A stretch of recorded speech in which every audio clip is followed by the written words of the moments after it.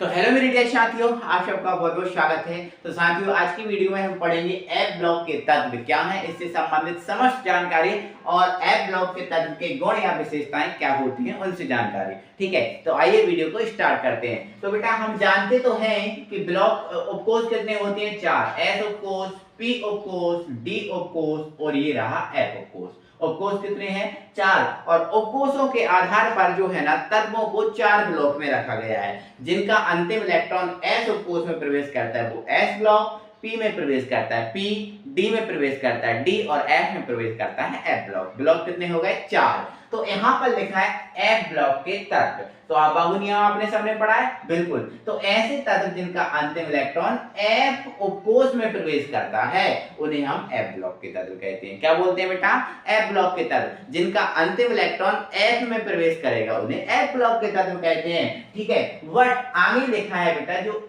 आगे लिखा है कि इन्हें अंतः संक्रमण तत्व कहते हैं। मतलब जो एफ ब्लॉक के तत्व हैं इन्हें अंतः संक्रमण तत्व बोला जाता है। किसको, एफ ब्लॉक के तत्व को। अच्छा, अंतः संक्रमण तत्व क्यों बोला जाता है वो आपको बता दिया जाए। तो एक सेकंड यहाँ पर लिखो बेटा, ये हमारे पास आवर्त सारणी आप देख सकते हो। इसमें जो एफ ब्लॉक के तत्व रखे हैं वो सबसे नीचे रखे हुए हैं, ये वाले, ये जो दिख रहे हैं ये कौन से हैं, एफ ब्लॉक के तत्व सबसे नीचे रखे हैं। ठीक है, तो ये जो एफ ब्लॉक के तत्व जो नीचे रखे हुए हैं यहाँ पर आप बहुत अच्छे से इनको देख पा रहे होंगे, ये वाले है ना। ये जो एफ ब्लॉक के तत्व हैं, जो डी ब्लॉक के तत्व हैं, ये इनके समान व्यवहार प्रदर्शित करते हैं। जो एफ ब्लॉक के तत्व हैं वो डी के समान व्यवहार प्रदर्शित करते हैं। किसके समान, डी के समान। और डी को क्या बोला जाता है, संक्रमण तत्व। मैं पहले बता चुका हूं। तो इन्हें संक्रमण, इसलिए इन्हें क्या बोला जाता है, अंतः संक्रमण। जैसे एक सचिव और एक उपसचिव होता है, एक होता है अध्यक्ष, एक उपाध्यक्ष होता है, ऐसा ही एक संक्रमण और एक अंतः संक्रमण है ना। तो क्यों बोलते हैं इनको अंतः संक्रमण तत्व, देखो मैंने क्यों लिख दिया, क्योंकि यह डी ब्लॉक के तत्वों के समान व्यवहार प्रदर्शित करते हैं। ठीक है, आगे इसने बोला है इन्हें दुर्लभ मृदा तत्व बोलते हैं। दुर्लभ मृदा तत्व का मतलब क्या है, दुर्लभ मृदा तत्व का मतलब यह है कि मृदा में जो है ना आसानी से नहीं मिलते। दुर्लभ मतलब बहुत कठिनाई, और मृदा है ना, दुर्लभ किसके लिए है, मृदा के लिए। मतलब ये मृदा में आसानी से नहीं मिल पाते। तो क्यों नहीं मिल पाते, क्योंकि यह रेडियो एक्टिव तत्व है, मतलब रेडियो किरणों द्वारा तैयार किए जाते हैं। रेडियो एक्टिव तत्व है, मृदा में इनको नहीं मिलता, मृदा में नहीं मिलते। क्यों नहीं मिलते, क्योंकि ये रेडियो एक्टिव तत्व है, रेडियो किरणों द्वारा इनको बनाया गया है। अब रेडियो किरणों द्वारा इनको बनाया गया तो मृदा में कहां से मिलेंगे, नहीं ना, इसलिए इनको दुर्लभ मृदा तत्व भी कहते हैं। तो ध्यान रखना, एफ ब्लॉक के तत्वों को दुर्लभ मृदा तत्व कहते हैं। आगे बेटा, जो एफ ब्लॉक के तत्व हैं इनकी दो श्रेणियां हैं, एक है लैंथेनाइट श्रेणी, दूसरी है एक्टिनाइट श्रेणी। लैंथेनाइट श्रेणी, एक्टिनाइट श्रेणी। तो आप यहाँ इस टेबल में देखोगे कि जो छठवां आवर्त है, छठवें आवर्त में एक तत्व है यहाँ लैंथेनम। क्या है, लैंथेनम, और जिसका परमाणु क्रमांक कितना है बेटा, 57। और इसके बाद डायरेक्ट जो है ना हाफनियम आ जाता है HF, जिसका परमाणु क्रमांक होता है 72।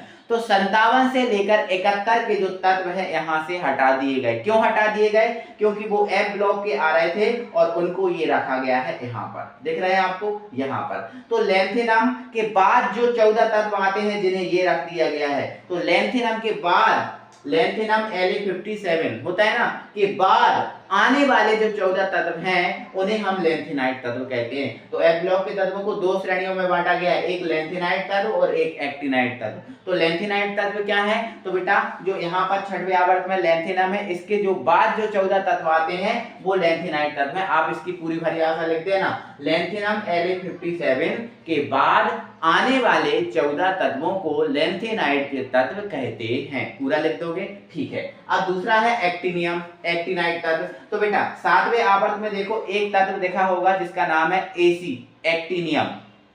इसका परमाणु क्रमांक है 89। इसके बाद देखो डायरेक्ट परमाणु क्रमांक आ गया 104।